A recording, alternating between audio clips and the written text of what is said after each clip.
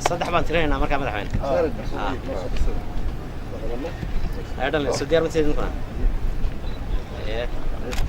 كو لاوا صدح بسم الله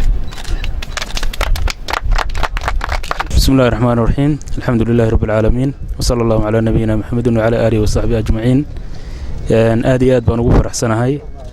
maanta oo bishu ay tahay 11 madaxweynaha dawladda federaalka mudane maxamed cabdullaahi farmaajo iyo madaxweynaha Puntland mudane cabdiwali maxamed cali gaas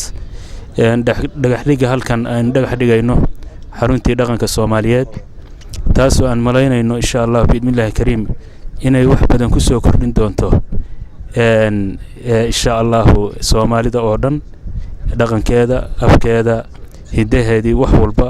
taariikhdeeda inaan ku ururino insha Allah aad iyo aad baan ugu faraxsanahay sharaf weyn bay noo tahay aniga iyo madaxweynaha dawladda federaalka Soomaaliyeed inaanu iyo boqor Burhaan boqor Muuse halkan aan ka dhex dhigno xarunta dhaqanka Soomaaliyeed maadaama qarno ay ku caan baxday kuna astaysan tahay kaydinta iyo haynta dhaqanka Soomaaliyeed in markaasi ay rasmi ah looga dhex dhigo xaruntii si markaasi ay si waafi oo dhab ah oo official ah ay u noqoto kaydka dhaqanka Soomaaliyeed meel lagu kaydiyo lagu hayo taariikhdii maaragtay farshaxankii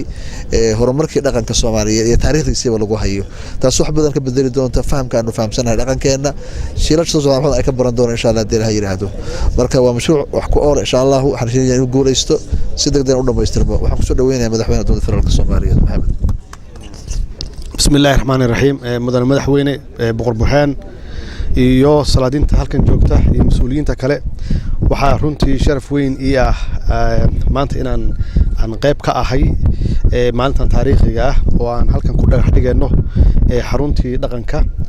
magaalada Qardho taasoo runtii ahayd wax muddo dheer la sugayay oo ahna sidoo madaxweynaha uu sheegay wax lagu keedinayo hidaha iyo dhaqanka ee soo jireenka ahaa waxa weeye waa runtii waa wax wanaagsan weeye